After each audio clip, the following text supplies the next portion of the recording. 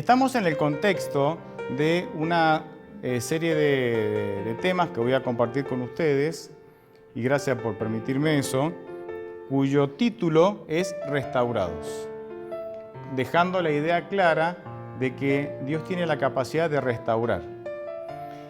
Bueno, podemos arrancar con un concepto básico. ¿Qué es restaurar o qué se restaura? Aquello que está roto, desgastado, que incluso ha dejado de usar, ¿verdad? Me sale la idea de un auto, ¿no? Restaurar un auto, ¿no? Ya en desuso, hay que restaurarlo para que vuelva a tener utilidad, incluso para que vuelva a la vida. Hay cosas que ya dejaron de vivir, vamos a decirlo así, y necesitamos ser restaurados. Créanme que en nuestra vida tenemos muchas áreas en las cuales necesitamos ser restaurados. Algunos necesitan restaurar toda su vida, vamos a decirlo así, pero otros necesitan algunas áreas. Y en el contexto de restauración y de un Dios capaz de restaurar cualquier cosa, quiero entonces ahora compartir con ustedes. Voy a mencionar, así a vuelo de pájaro, algunas características de uno de los mayores líderes que tuvo el pueblo de Dios. Me refiero a José, el hijo de Jacob, ¿sí? A José, el hijo de Jacob. Y eso va a ser un poco la temática de estos 4 días que vamos a estar juntos. Vamos a ir repasando la vida de algunas personas y cómo Dios restauró esas vidas. Bien, si avanzamos con la primera diapositiva y repasando un poquito la vida de José, en la familia de José había 4 madres, ¿sí? No hace falta que repasemos los nombres. Había 4 madres, 2 esposas y 2 concubinas, que tuvieron, hasta donde sabemos, 13 hijos entre todas, que rivalizaban entre ellas.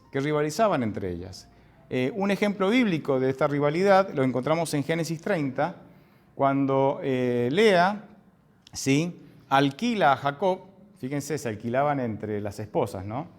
Se alquila a Jacob por una noche, para que Jacob pueda pasar una noche con ella, a cambio de unas mandrágoras. Las mandrágoras eran unos frutos, es un arbusto que da unos frutos como manzanitas pequeñas, y se creía en aquel tiempo, creo que incluso en aquella zona aún hoy, de que las mandrágoras favorecían la fertilidad, ¿sí? Estaba esa creencia, era una creencia popular.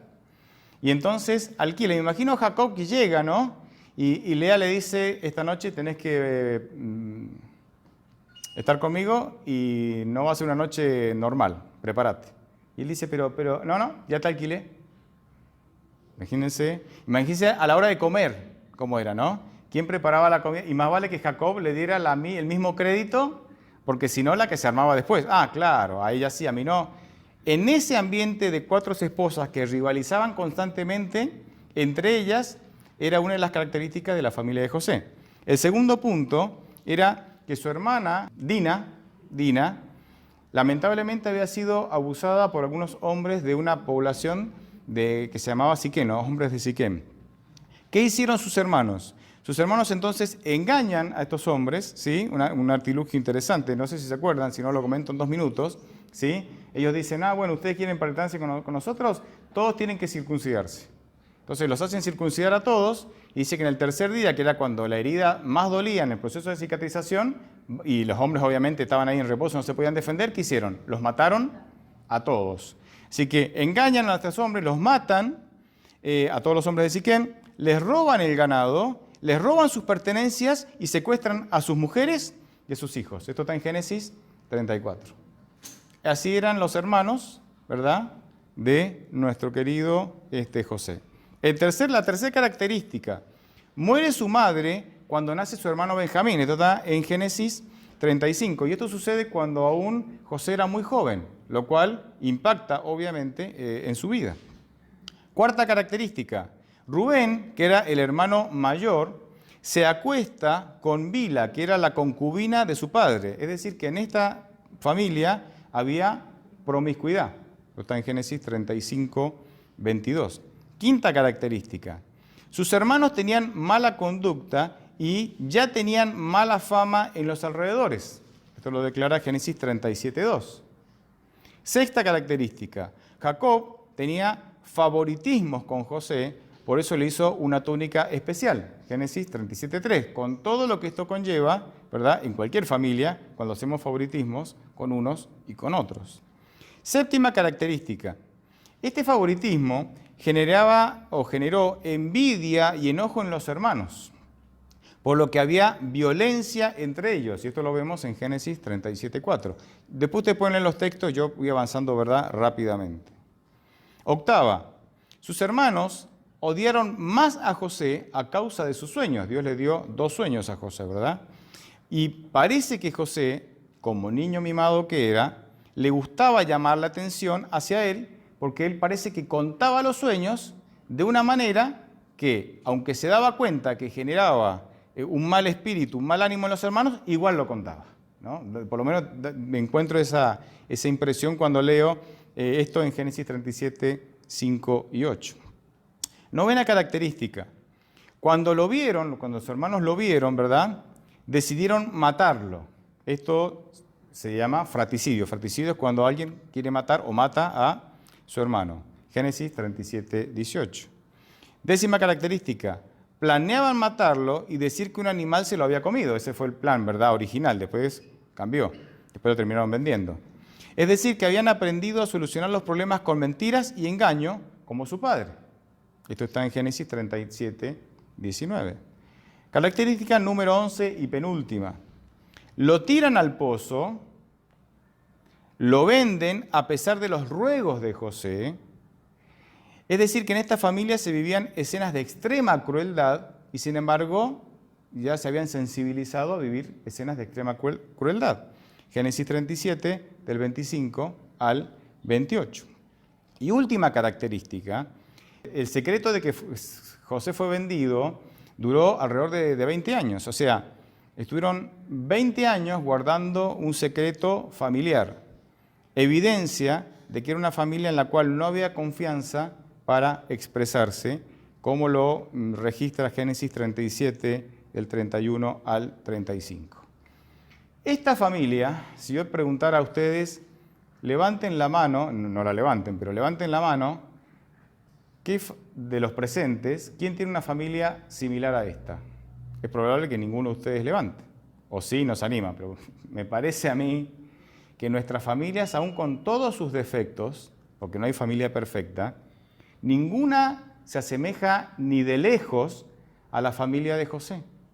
Y esta familia es la familia que de alguna manera le dio origen al pueblo de Dios en el Antiguo Testamento. A mí estos datos, si quiero mirar el lado positivo, de alguna manera me llenan de esperanza. Porque no importa el estado en que esté tu familia, no importa cuán arruinada esté tu familia y cuán malos hábitos hay en tu familia y cuánta perversidad pueda haber en tu familia, Dios puede utilizar tu familia y puede restaurar tu familia. Ahora, ¿cuál fue la clave de la restauración? ¿Cuál fue el punto clave para que esta familia pudiera conocer otra realidad? El punto clave es que hubo un integrante, solo uno, un integrante de esta familia que tomó decisiones correctas y quebró el patrón de conducta de esta familia y trajo luz a esta familia. ¿Y cómo se llamó ese integrante? José. Fíjense cómo un integrante en la familia que toma las decisiones correctas puede quebrar patrones de conducta pervertidos, perversos, equivocados, y puede marcar una diferencia, un antes y un después. Y no crean que José, y miren, y José no era ni el más carismático, ni era el mayor, que en aquel tiempo era verdad, el mayor tenía como una autoridad cultural muy fuerte, no era ni el mayor, no era ni el más carismático, ni era el favorito entre los hermanos, sí entre el padre, pero evidentemente no para la mayoría. Y sin embargo, este chico, y digo chico porque todo esto se desarrolla hasta los 17 años, porque él fue vendido, no cuento la historia, supongo que la conocen, si no después en su casa la pueden leer, pero porque él fue vendido como esclavo a los 17 años. O sea, todo esto sucede hasta los 17 años. Voy a compartir una cita con ustedes que resume bien, me gusta cómo resume, la experiencia traumática de José. Esta cita resume cómo fue criado, la experiencia traumática de ser vendido y las decisiones que surgieron a partir de ahí. La cita comienza cuando José fue vendido, ¿sí? Cuando José fue vendido a los madianitas que iban como esclavos, a los madianitas que iban a Egipto. Ese es el contexto de la cita. Mientras tanto, José y sus amos iban en camino a Egipto. Cuando la caravana marchaba hacia el sur, hacia las fronteras de Canaán, el joven pudo divisar a lo lejos las colinas entre las cuales se hallaban las tiendas de su padre. Lloró amargamente al pensar en la soledad y el dolor de aquel padre amoroso. Con el corazón palpitante, pensaba en qué le reservaría el porvenir. ¡Qué cambio de condición! De hijo tiernamente querido, había pasado a ser esclavo menospreciado y desamparado. Durante algún tiempo José se entregó al terror y al dolor sin poder dominarse.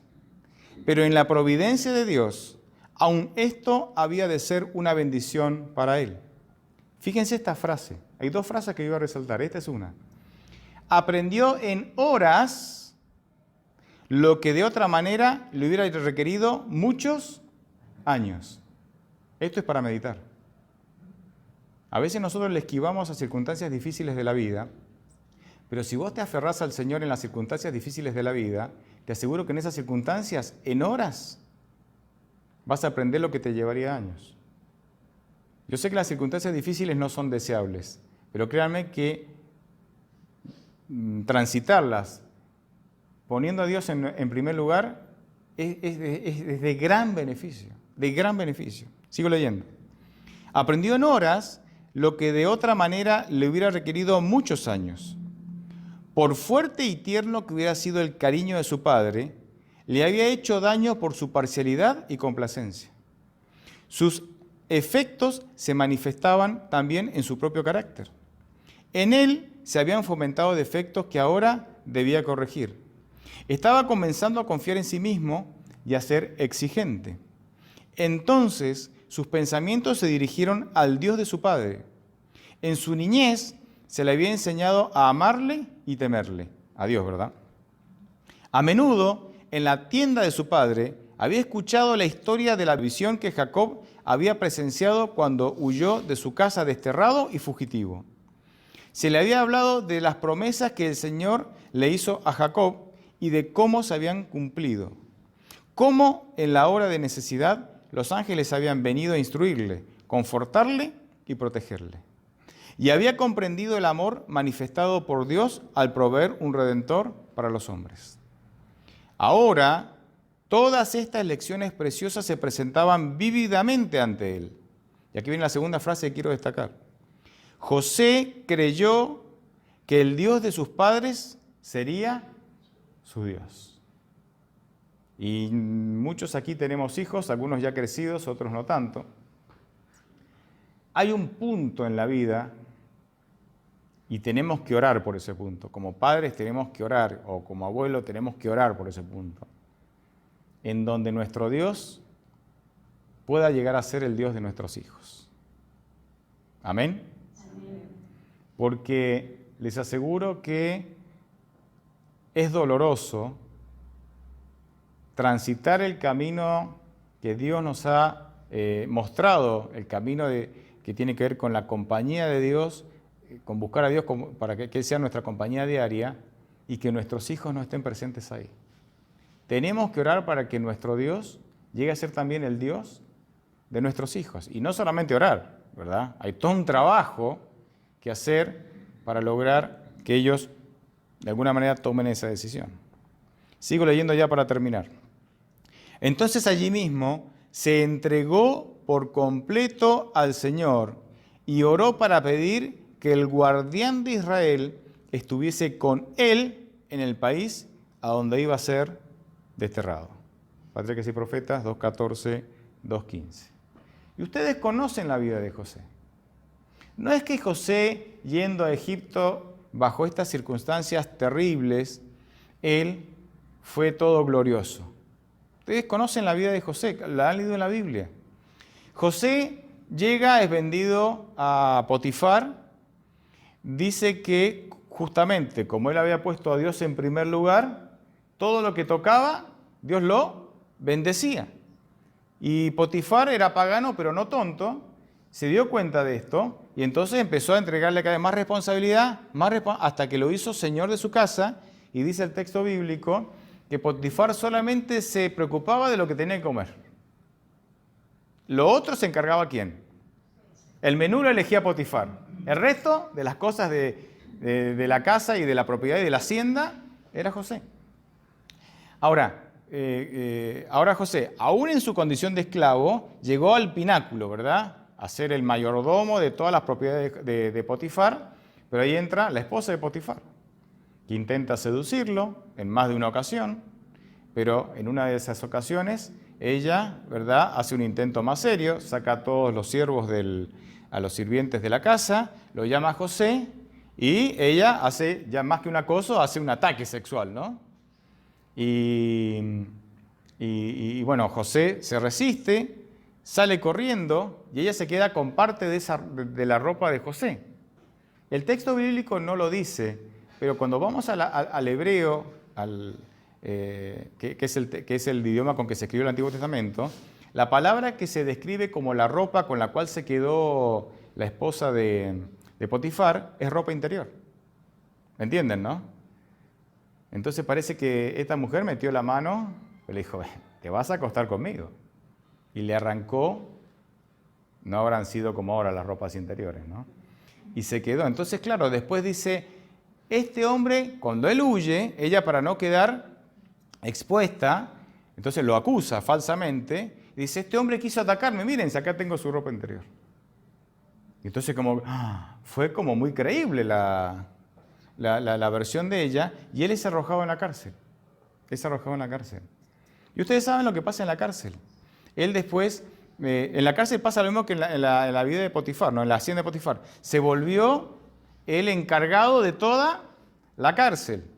Pero llega el panadero y el copero, tienen sueños, se los interpreta. Cuando salen les dice, acuérdense, díganle al faraón de esta capacidad, ¿no?, de interpretar sueños. El copero se olvida, así que pasa 2 años más después que el copero se va de la cárcel hasta que Faraón tiene un sueño. O sea, ¿qué quiero decirles con esto? Historia que ustedes ya saben. Cuando él pone a Dios como su Dios y hace de Dios lo primero en su vida, lo más importante en su vida, eso marca un antes y un después en su vida. Pero no por eso quiere decir que le fue todo bien. Le siguieron sucediendo cosas difíciles, pero con una diferencia. Fíjense que cuando él fue entregado, fue vendido como esclavo, dice que por un tiempo se entregó a la desesperación. Pero cuando él aceptó a Dios, la paz de Dios llenó su mente, su vida y su corazón. Los problemas siguieron viniendo, pero él ahora no los enfrentaba solos. Él ahora tenía un Dios que se ocupaba de su vida, aún en su condición de esclavo. Y acá aprendemos algunas cosas interesantes. Que vos seas un siervo fiel de Dios, no quiere decir que no te van a pasar cosas malas, te pueden pasar cosas malas. Y que seas un siervo fiel de Dios no quiere decir que todo va a ser glorioso en tu vida. Hay una teología de moda hoy, que es la teología de la prosperidad, desde hace un tiempo está, que nos da la idea, la falsa idea, la idea no bíblica, de que si vos sos siervo de Dios, si vos te entregás a Dios para servirlo, es todo maravilloso. Te haces rico, se te multiplican los bienes, te sanás de todo. Hay muchas iglesias cristianas que predican esto, que no es bíblico. Yo esta teología de la prosperidad no la veo en los discípulos, que todos murieron de muertes violentas, menos Juan. No la veo en Pablo, que pasó de cárceles, naufragios y fue finalmente decapitado. No la veo en Jesús. Tampoco la veo en la vida de José, etcétera, etcétera, etcétera. Pero claro, la teología de la prosperidad vende. Vende. ¿No? Hacete amigo de Dios y Dios te hace millonario, te hace rico, te sana cualquier cosa que te pase. Es atractiva, pero no es bíblica. Entonces, que vos hagas de Dios lo primero en tu vida no quiere decirte que no te va a pasar cosas malas, pero sí Dios va a marcar una diferencia en la manera en que transitas el dolor. Ahí está la clave. La conducta de José marcó un antes y un después, no solamente en su vida, sino también en la vida de su familia. Y una de las cosas que marcó, que a mí me impresionan, de cómo Dios cambió la vida de José, fue la mirada de José que tenía de la vida. José cambió la mirada que él tenía de la vida. La cambió por completo.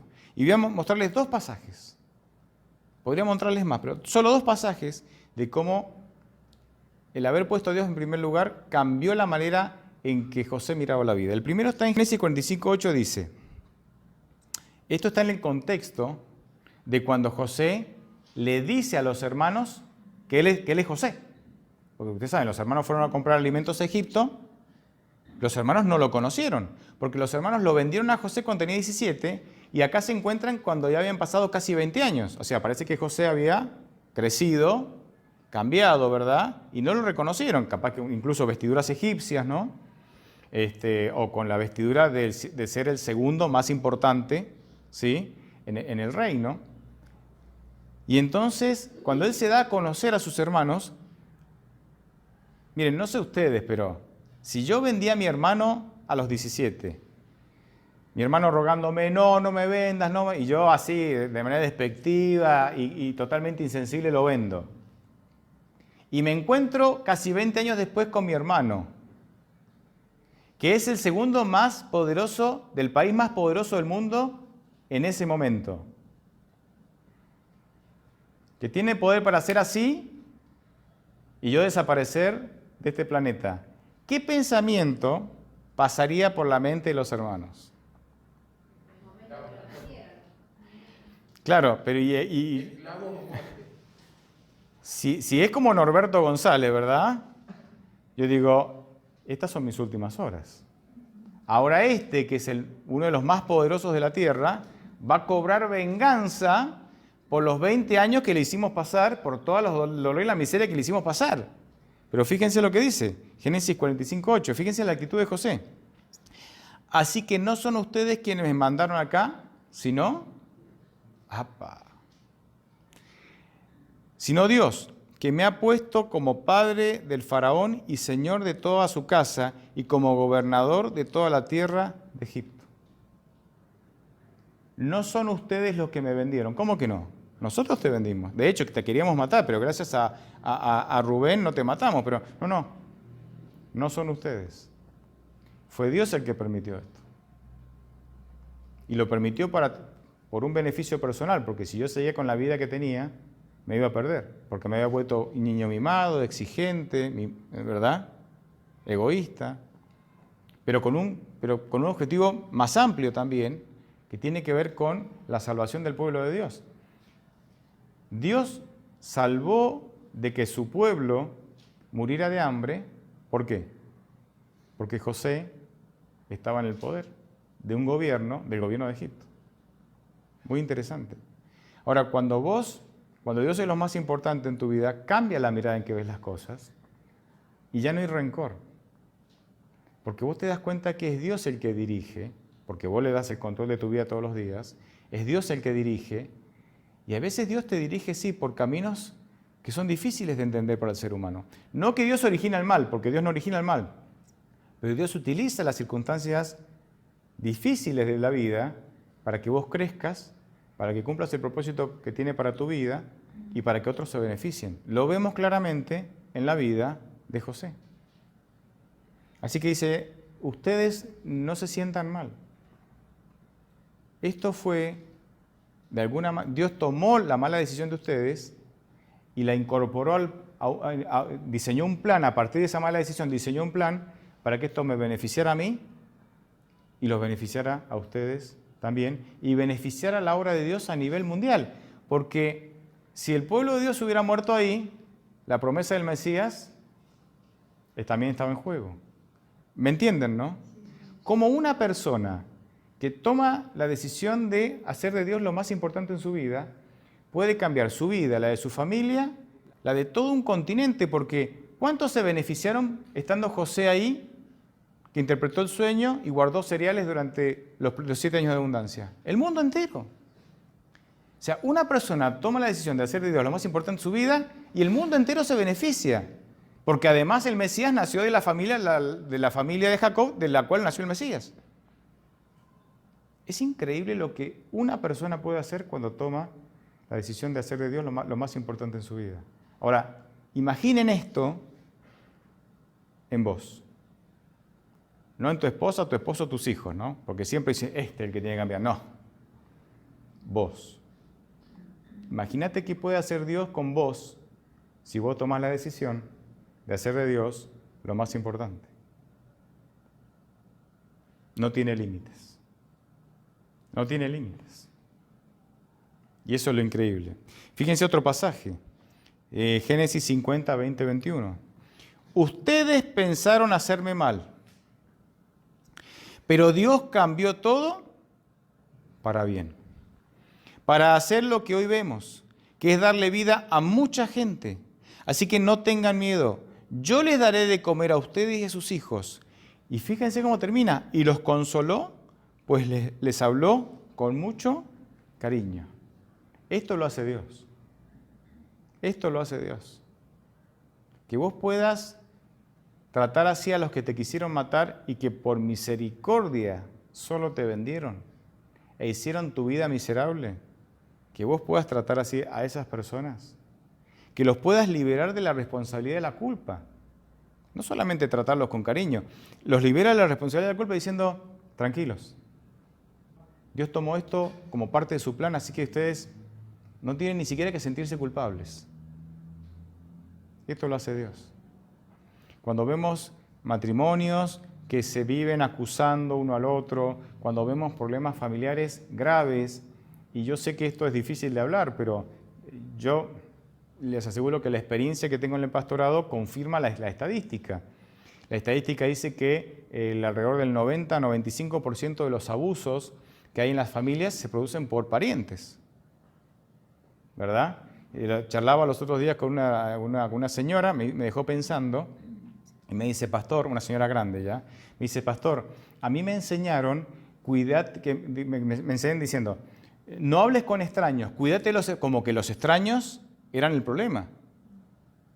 Dice, pero parece que ahora tenemos que decirle a nuestros hijos, cuídate de los de adentro, porque el 95% de los abusos viene de parientes o amigos cercanos. A mí me dejó pensando esta señora, dije yo, wow, es así. Y les aseguro que en la experiencia pastoral es así. Y hay muchísimas personas, y esto se cuenta poco, y está bien, o sea, yo comprendo que se cuente poco, porque es muy difícil y muy doloroso contarlo. Hay personas que tienen tienen un dolor muy grande adentro, que les afecta en lo física, mental y espiritualmente, porque han sufrido, por ejemplo, abusos. Y yo les aseguro que solamente el Señor puede curar esto. Y les cuento un breve testimonio, ya para ir cerrando, para que vean cómo Dios puede sanar aún entre aquellos que no tienen prácticamente conocimiento. Conocimiento del verdadero Dios y de su poder. Hay una psiquiatra española que acá no se conoce mucho, su nombre es María Rojas Estapé, que tal vez alguno de ustedes la escuchó por ahí, pero en España tiene cierto renombre, y ella entonces se puso en contacto, la historia es larga, se las hago corta. Una chica, una mujer ya, se puso en contacto con ella. Esta mujer era de Indonesia. En Indonesia es un país que tiene algunas particularidades, como todo país, pero como es un país muy pobre,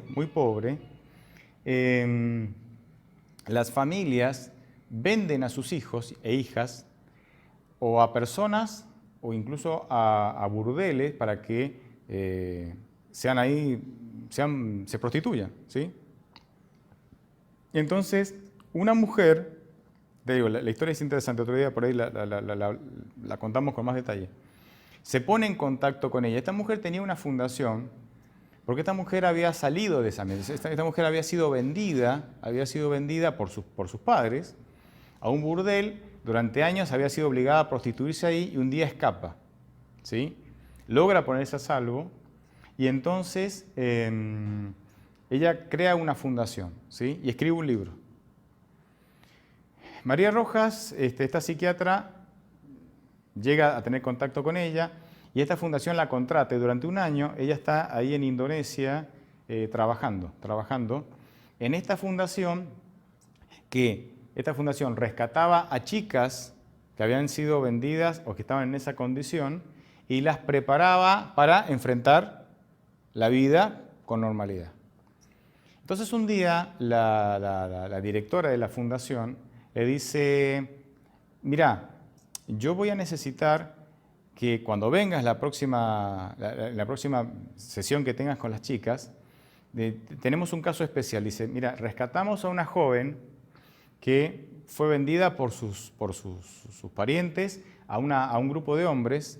Estos hombres la metían en una caja, sacaban de la caja para abusar sexualmente de ella y la metían en la caja de vuelta. Y esa chica tuvo así meses. Nosotros logramos rescatarla, pero esta chica ahí en la fundación, mientras las otras chicas interactúan, juegan, comen y demás, esta chica está en un rincón, sentada ahí, ni come ni habla. Y no sabemos cómo llegar a ella porque no está ahí, como un animalito, así, como un animalito. Y entonces dice, mira, cuando vengas, quiero que tengas en cuenta lo que vas a hacer para ver si podemos de alguna manera lograr que esta chica se abra, para poder empezar a ayudarla. Así que la psiquiatra llevó actividades manuales para dibujar, para pintar, para de alguna manera abrir, ¿sí?, un ambiente de diálogo, y llevó muchas actividades así. Y mientras estaban ahí, que recortaban, que pintaban, que interactuaban así, otra chica, no la del rincón, otra chica del grupo, ¿sí?, mientras estaban ahí, le dice, ¿te puedo contar mi historia? Entonces la psiquiatra le dijo, sí, contame.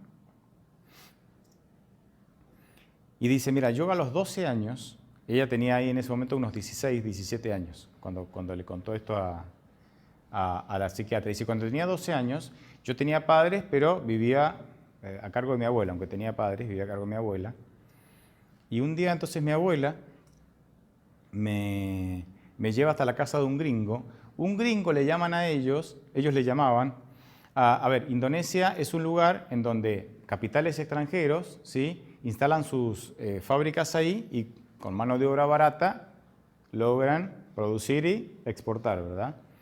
Y entonces este gringo era un norteamericano, ¿sí?, rubio, por eso de tez blanca, porque le decían gringo, que había instalado una industria textil ahí, y de esa manera entonces tenía su industria ahí. Me dice, mi abuela me llevó hasta la casa del gringo y dijo, esta niña cocina, limpia y va a hacer todo lo que usted necesite. Y dice, y el gringo le dio $200 a mi abuela. O sea, mi abuela me vendió por $200. Dice, las 2 primeras semanas fue normal. Yo limpiaba, cocinaba, ordenaba, trabajaba. Después de 2 semanas, una noche el gringo me llama y abusa sexualmente de mí. Pero esa fue la primera de muchas noches. Y el abuso se volvió sistemático. Y yo estuve años así. Y en un momento yo dije, yo no aguanto más. O yo me escapo de acá, o prefiero la muerte, pero yo no puedo seguir así. Así que ella empezó a planificar cómo escapar. Y cuando ya tenía planificado horarios, entrada, salida, puertas que se abrían, puertas que cerraban, y hizo el plan, dijo, bueno, ahora tengo que ver dónde me voy, porque yo no puedo volver a mi familia, por 2 motivos, porque mi familia me vendió, punto número 1. Y punto número 2, cuando yo me escape, ¿dónde me van a ir a buscar? A mi familia. Así que yo no puedo ir a mi familia, yo necesito ir a un lugar. Y empezó a pensar, y ella se acordaba que cuando era niña, cuando era pequeña, antes de ser vendida, pasaba un misionero católico, porque el cristianismo allá es una religión absolutamente minoritaria, ¿verdad? Hay otras religiones que son las religiones dominantes, y el cristianismo es algo absolutamente minoritario. Y se pasaba un misionero católico repartiendo arroz. Arroz es un poco el alimento de las clases más pobres, ¿no? Y dice, yo sabía dónde vivía el misionero. Así que cuando me escapo, camino algunos kilómetros hasta la casa del misionero y toco la puerta. Entonces cuando el misionero le abre, yo le cuento mi historia. Y le dije, ayúdame. Y el misionero dijo, yo te voy a ayudar, pero no te puedes quedar acá. No te puedes quedar acá. Entonces el misionero la lleva hasta un complejo que tenía la iglesia, en donde se entraba por la capilla, y atrás de la capilla había un complejo donde se alojaba a jóvenes o mujeres, a personas que estaban con situaciones especiales de necesidad como la de esta chica. Imaginen, ella nunca había escuchado hablar de Cristo, no sabía, jamás. Se crió en una cultura no cristiana. Cuando entran por la capilla católica, ella se encuentra con un Cristo crucificado. Ella se encuentra con un hombre, describe así, crucificado. Y le impactó. O sea, esto es una iglesia, el nombre crucificado ahí. Entonces ella hizo 3 preguntas y recibió 3 respuestas sencillas. Ella dijo, ¿quién es ese hombre? Respuesta, Jesús. ¿Por qué está ahí? Respuesta, porque los suyos lo entregaron. Y ahí entonces ella dijo, igual que yo. Solamente que a Jesús los suyos lo entregaron para matarlo y a mí me entregaron para lastimarme y para hacer mi vida miserable. Y entonces la tercera pregunta, ¿y qué hizo Jesús con los suyos? Y la respuesta, los perdonó. Un diálogo muy sencillo, ¿verdad? No hace falta muchas explicaciones. A partir de ahí, esta chica,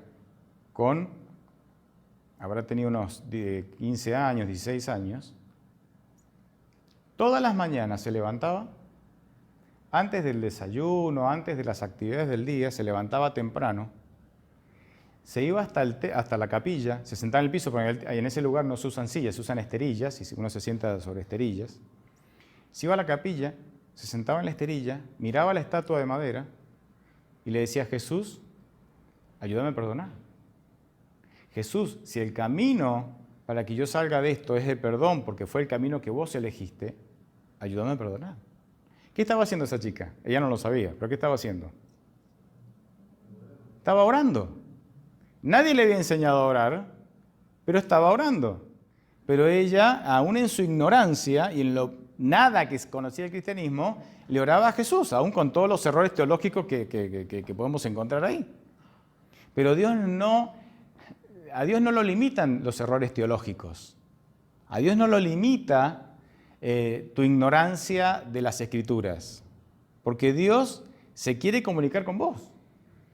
Y sí, te va a hacer crecer en la fe y en el conocimiento en la medida que vos transitas un camino, una relación con Él, pero Él te toma como estás y así te atiende.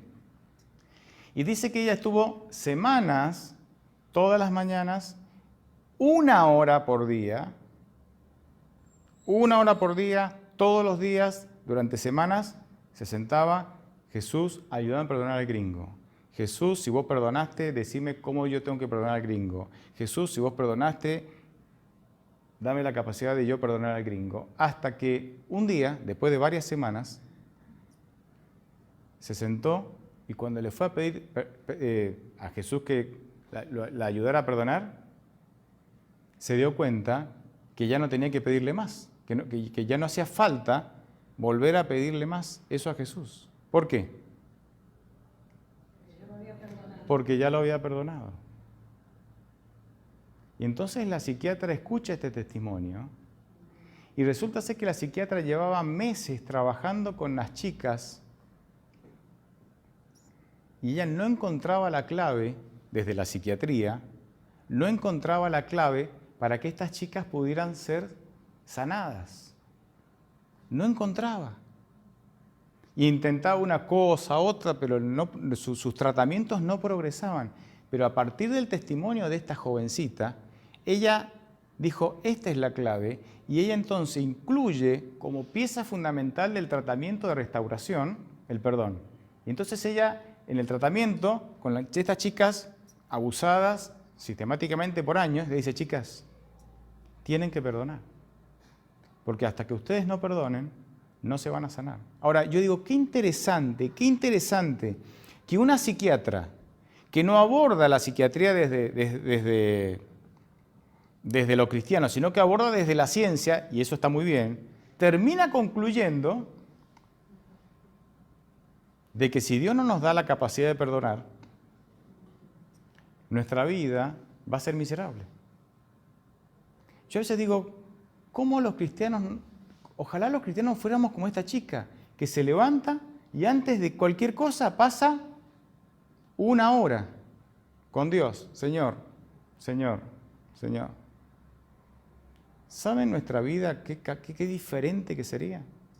Si Dios puede cambiar la vida de una joven que de Jesús no conoce nada, ¿cuánto puede cambiar nuestra vida? Nosotros sabemos infinitamente más que ella, lo cual nos hace responsables también de todo lo que sabemos, ¿no?